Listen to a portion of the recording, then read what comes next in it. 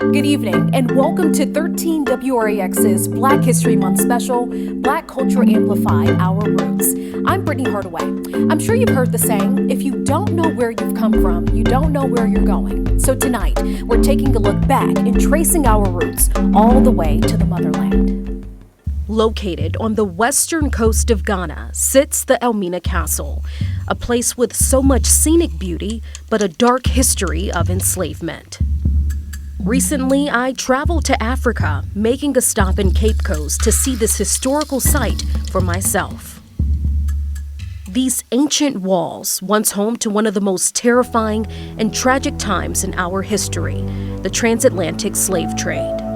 According to the Equal Justice Initiative, between 1501 and 1867, nearly 13 million African people were kidnapped, forced onto European and American ships, and trafficked across the Atlantic Ocean to be enslaved, abused, and forever separated from their homes, families, and cultures. And for millions of African slaves, the Elmina Castle was the last time many would ever see their homeland. Nathaniel Afori, a tour guide for the Elmina Castle, walked me through showing the male and female slave dungeons. This is where Africans will be held for months awaiting transport. While Europeans lived in luxury on the upper levels of the castle, the dungeons were cramped and filthy, piled with hundreds of enslaved Africans at a time, not even enough space to lie down. The conditions so bad, diseases like malaria and yellow fever were all too common. Due to the heightened risk of disease, captors would travel alone, leading to a dark history of abuse for African women. But when the Europeans came here, they never came along with their wives. Because at that time, the coast of Africa was termed as a white man's grave. Rather, they were abusing the women, the various dungeons here. The governor with the position was standing at the balcony here. That way the soldiers to brought all the women into the courtyard there. After the governor selected a woman, she would be washed here and taken through a secret staircase that led directly to the governor's chambers to be abused.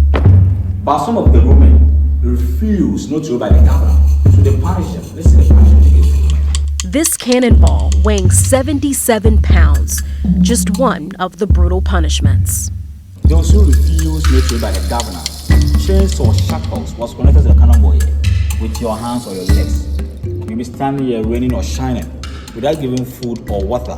This was the grim reality for African slaves, living in deplorable and unsanitary conditions.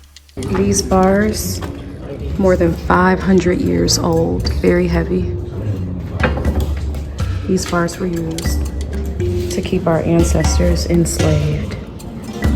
Taken from the coast of West Africa and sold to European slave traders, the last view for many enslaved Africans, the door of no return. So smaller boats will come here and take them to the waiting ship. From here, the Portuguese take their slave to Brazil, Ecuador. The Dutch take their slave to America, Suriname, Guyana, Haiti, Caribbean, what have you. At the door of no return, a moment of silence for the African ancestors. And also a full circle moment to reconnect. This door is no more a door of no return.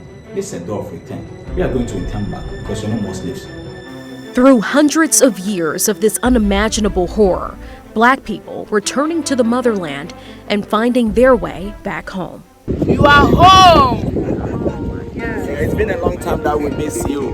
That is why. I just finished my tour of the Elmina Castle, and the experience was amazing. I learned so much about my African ancestors, so much about the pain and the struggles that they went through.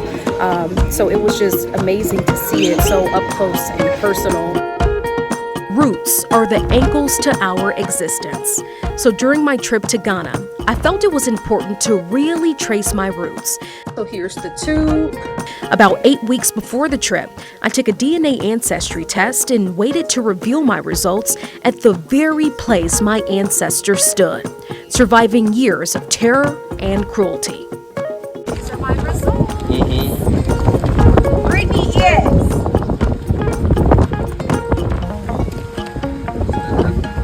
33% Nigerian.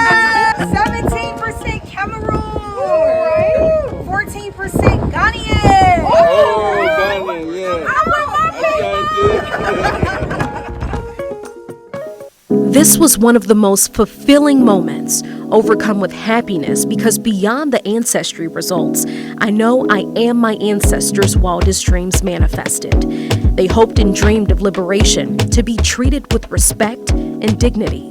And although that did not happen for them, their sacrifices made way for a better today and tomorrow. In the everlasting memory of our ancestors, may those who died rest in peace. And may those who return find their roots. And may humanity never perpetuate this injustice against humanity. And we, the living, uphold to this.